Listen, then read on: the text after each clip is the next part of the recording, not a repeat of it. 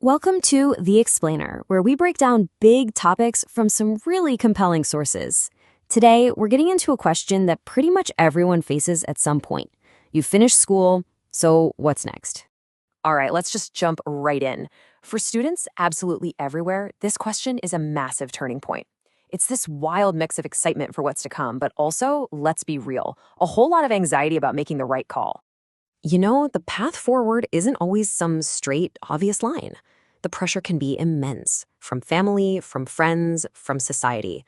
And probably the biggest decision of all centers on one thing: higher education. So let's start with the path that's often seen as the gold standard. In places like Sri Lanka, for example, the most sought-after route for decades has been getting into a state university. And you can see why.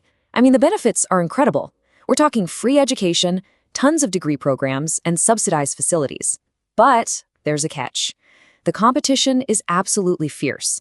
You need a super high Z-score. Think of it as your ranking from the big national exams.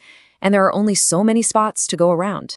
So that begs the question, what if that door is really, really hard to open? Or what if it's just not the right door for you? Well, that's when it's time to start looking for other ways in. And this brings us to another really powerful option, one that sometimes gets overlooked: technical and vocational training. This is a path that's all about building practical, hands-on, job-ready skills. You can see this alternative approach in places like this historic college. It represents a totally different way of learning, one that's been around for well over a century, and it's all focused on practical skills you can use in a specific job. So instead of purely academic subjects, these colleges are about training for a trade. We're talking about getting your hands dirty in an automotive workshop, learning the ins and outs of electrical wiring, welding, and even modern skills like ICT or jewelry design. It's all about learning by doing. And here's what's so crucial. Look at the entry requirements. While universities demand those top-tier scores on advanced exams, many technical colleges just need a few passes on the more general O-level exams. This is a game changer because it opens up a valuable pathway for so many more students.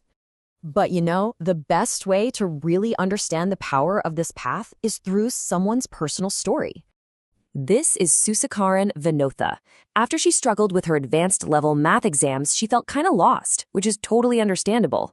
But instead of giving up, she decided to try something completely different: a course in electronics. Now, her decision wasn't exactly met with a round of applause at home.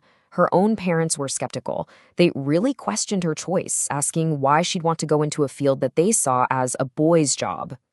And to be honest, Vinotha admits she was intimidated at first, too. The first time she saw the inside of TVs and radios during her practicals, she was scared. It was a completely new world. But just look at her journey. She took the course, got crucial on-the-job training with Sri Lanka Telecom, and before long, she wasn't just learning, she was mastering the skill, developing real confidence and expertise by repairing complex phones. This quote just says it all, doesn't it? It perfectly captures her transformation. To go from not even knowing what something is to being able to fix it with ease, that is the incredible power of hands-on learning. And get this, her success had this amazing ripple effect. When her parents saw her thriving, they didn't just understand the value of vocational training.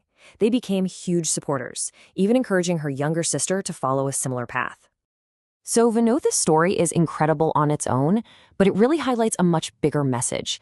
It's about how we define success for ourselves after we finish school. When you put them side by side, you see two clear paths. One is academic, focused on theory and research. The other is vocational, focused on practical skills and trades.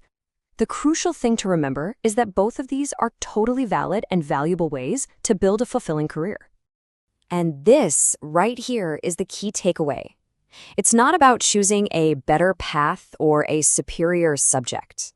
It is all about finding the path that is right for you, for your skills, and for your interests. And that means we really have to be careful not to fall into the prestige trap. Forcing yourself down a certain road just because it seems impressive or because it's what's expected, well, that can be a huge mistake. So in the end, it really all boils down to this question. How do you define success? Is it about what looks good on paper, about prestige? Or is it about finding a passion, building a tangible skill, and creating a future that truly gives you a sense of purpose? It's a question worth asking, no matter where you are in life.